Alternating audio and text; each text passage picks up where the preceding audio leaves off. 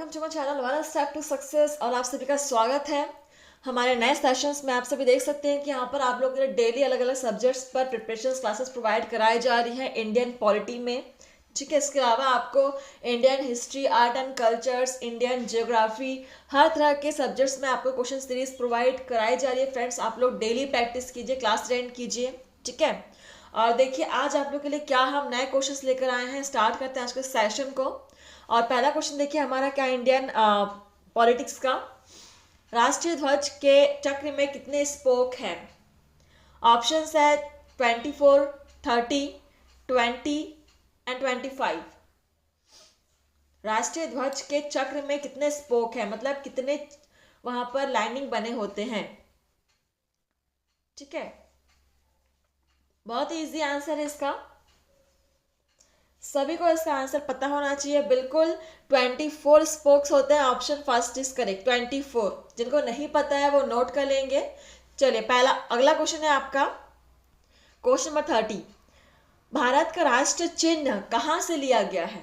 तो ऑप्शंस है सारनाथ स्थित अशोक स्तंभ से, पटना स्थित संग्रहालय से, कोलकाता स्थित संग्रहालय से, या उपरोक्त सभी से। भारत का राष्ट्रीय चिन्ह कहां से लिया गया है?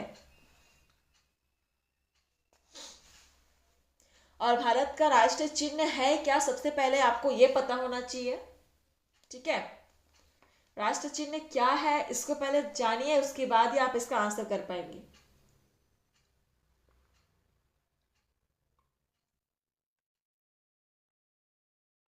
चलिए देखिए यहाँ पे इसका आंसर क्या होगा।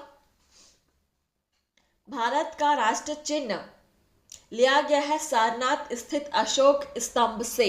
ठीक है, अशोक के स्तंभ से ही ये राष्ट्रीय चिन्ह को लिया गया है। Option first is correct. Next हमारा क्वेश्चन है 131। ऐसे सभी व्यक्ति जिन्होंने खालिस्तान या उसके पश्चात भारत में जन्म लिया हो उन्हें जन्मजात भारतीय नागरिक समझा जाएगा। तो कौन सी डेट है, कौन सी सन है जिसके पश्चात भारत में जन्म लिया हो तो उन्हें भारतीय नागरिक समझा जाएगा?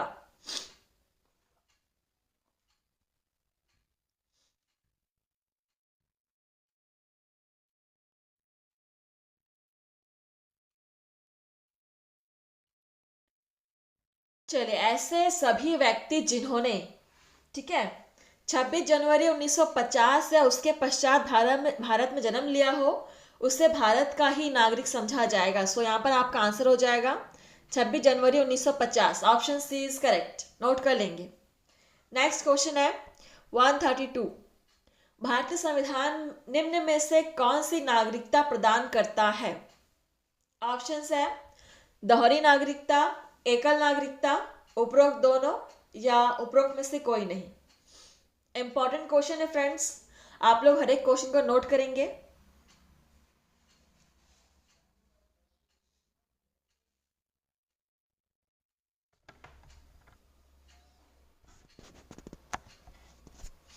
चलिए आंसर करेंगे जल्दी से।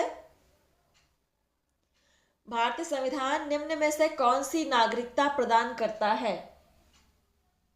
और इसका सही आंसर हो जाएगा एकल नागरिकता। ठीक है, एकल नागरिकता प्रदान करता है हमारा भारत देश। Option B is correct. Next question 133। भारत की नागरिकता निम्नलिखित में से किस प्रकार से प्राप्त की जा सकती है? अगर आप भारत देश की नागरिकता प्राप्त करना चाहते हैं तो कैसे कर सकते हो? ऑप्शंस है जन्म से, वंशानुक्रम से, देशीकरण से, या उपरोक्त सभी से। बहुत ही अच्छा क्वेश्चन है, आंसर करेंगे। और जो पहली बार यहाँ पर क्लास में जुड़े हुए हैं वो प्लीज क्लास को सब्सक्राइब कर लीजिए अगर आप डेली प्रैक्टिस करना चाहते हैं तो। और बहुत ही फ्रेश और नए क्वेश्चन यहाँ पे कराए जा रहे हैं, आप देख सकते हैं। और केवल रेलवेज की ही नहीं, यहाँ पर आप किसी भी एग्जाम की तैयारी कर रहे हो, ये Indian history, culture, art, politics, geography के क्वेश्चंस आपको हर एक एग्जाम में काम आने वाले हैं। ठीक है, बस आप प्रैक्टिस कीजिए।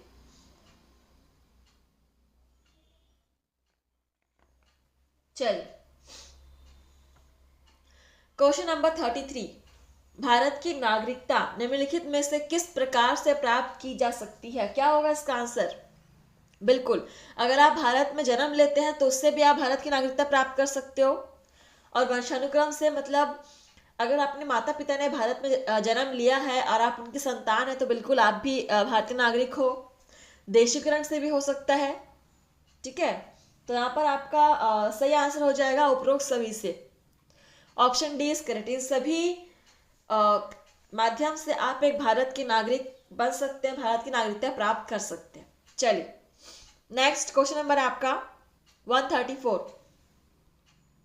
भारतीय संविधान की 8वीं अनुसूची में कितनी भाषाओं को मान्यता दी गई है?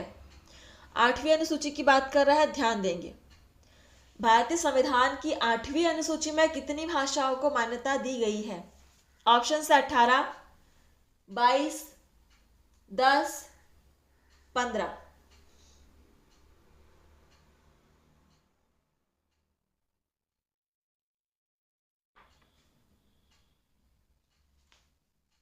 चलिए आंसर करेंगे।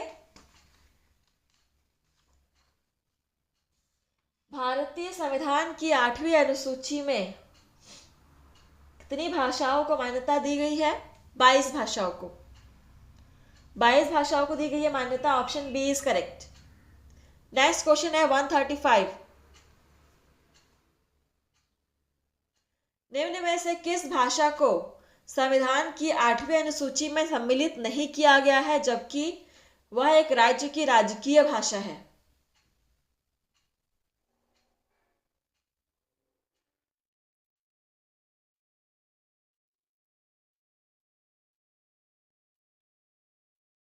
क्या होगा आंसर? निम्न में से किस भाषा को संविधान की 8वीं अनुसूची में सम्मिलित नहीं किया गया है लेकिन जबकि वह एक राज्य की राजकीय भाषा है? ऑप्शन है अंग्रेजी, सिंधी, उर्दू या संस्कृत।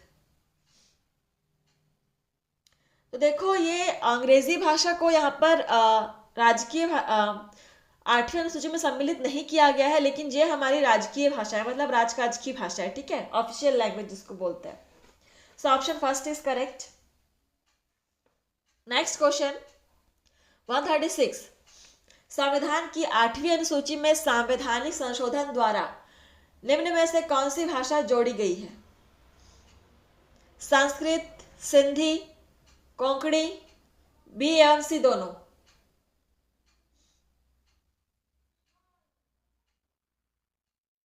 संविधान की 8वीं अनुसूची में संवैधानिक संशोधन के द्वारा कौन सी भाषा जोड़ी गई है?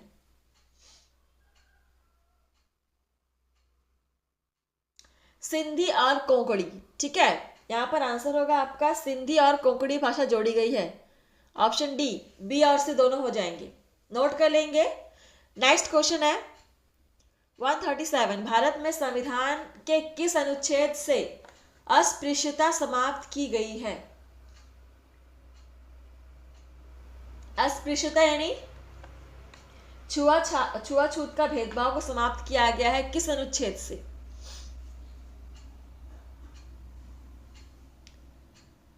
देखिए बहुत इंपॉर्टेंट है ये अनुच्छेद जिस पर भारत के अस्पृश्यता को समाप्त किया गया है।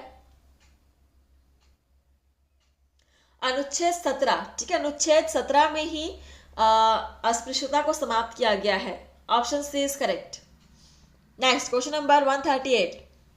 संविधान में कितने प्रकार के आपातकालों का प्रावधान है? 1, 2, 3 या 5?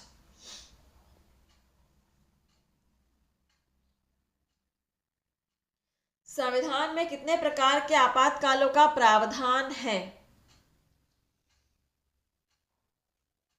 और राइट आंसर हो जाएगा 3।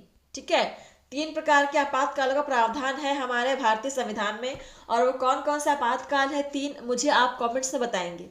चलिए आगे बढ़ते, अगला क्वेश्चन है हमारा 139। पहली बार राष्ट्रपति शासन कब लागू किया गया?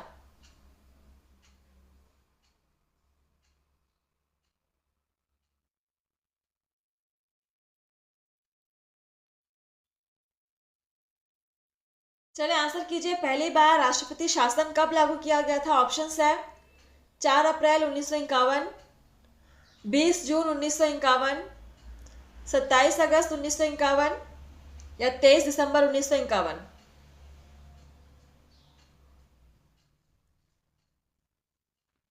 तो पहली बार राष्ट्रपति शासन 20 जून 1951 में लागू किया गया था। ऑप्शन यहाँ पर बी हमारा करेक्ट होगा। ठीक है, 20 जून 1951।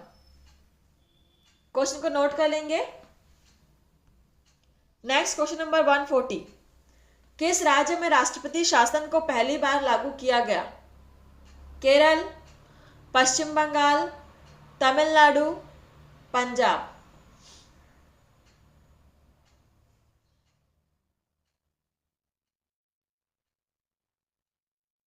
किस राज्य में राष्ट्रपति शासन को पहली बार लागू किया गया था? ठीक है, और सही आंसर है आपका पंजाब। और पंजाब का ही एक नाम है पेप्सू, प्राचीन नाम है। ठीक है, option D is correct. Next question number 141। देश में वित्तीय आपात की घोषणा अब तक कितनी बार की गई है? अच्छे से पढ़ेंगे क्वेश्चन को और समझ के आंसर करेंगे। देश में वित्तीय आपात की घोषणा अब तक कितनी बार की गई है?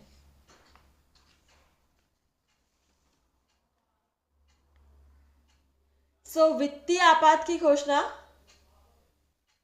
अभी तक नहीं की गई है। ठीक है, अभी तक नहीं की गई है। Option D is correct.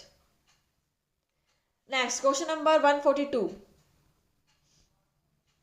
राष्ट्रपति के उम्मीदवार के लिए क्या आवश्यक नहीं है? ऑप्शंस है आयु 35 वर्ष हो, पढ़ा लिखा हो, सांसद चुने जाने की योग्यता रखता हो, देश का नागरिक हो। तो उनमें से कौन सा एक ऑप्शन है जो राष्ट्रपति के उम्मीदवार के लिए आवश्यक नहीं है दिया हुआ है? गौर करेंगे, यहाँ पे नहीं है बोल रहा है, जो आवश्यक नहीं है उसको बताना है। ठीक है, तो राष्ट्रपति चुने जाने के लिए क्या क्या आवश्यक है वो देख लीजिए पहले। आयु 35 वर्ष का होना तो आवश्यक है, देश का नागरिक होना भी आवश्यक है, सांसद चुने जाने की योग्यता रखता हो यह भी आवश्यक है, लेकिन पढ़ा लिखा हो ऐसा कोई जरूरी नहीं है। ठीक है, तो यहाँ पर पढ़ा लिखा होना जरूरी नहीं है राष्ट्रपति के लिए। चलिए नेक्स्ट आपका है क्वेश्चन नंबर 143 और यह आपका लास्ट क्वेश्चन है सेशन का। राष्ट्रपति किसके द्वारा चुना जाता है? ऑप्शंस है सीधे आम जनता द्वारा, संसद द्वारा, संसद और राज्य विधानसभाओं द्वारा, आम जनता और संसद द्वारा। चलिए, आई होप सभी को सेशन अच्छा लग रहा होगा।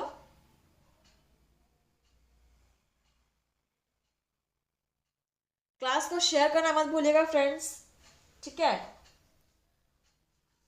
और लाइक कमेंट कर दीजिएगा आप लोग। देखते हैं इसका आंसर क्या हो जाएगा।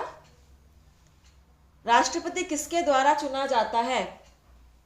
संसद और राज्य विधान सभाओं के द्वारा। ठीक है, ऑप्शन सी इज करेक्ट।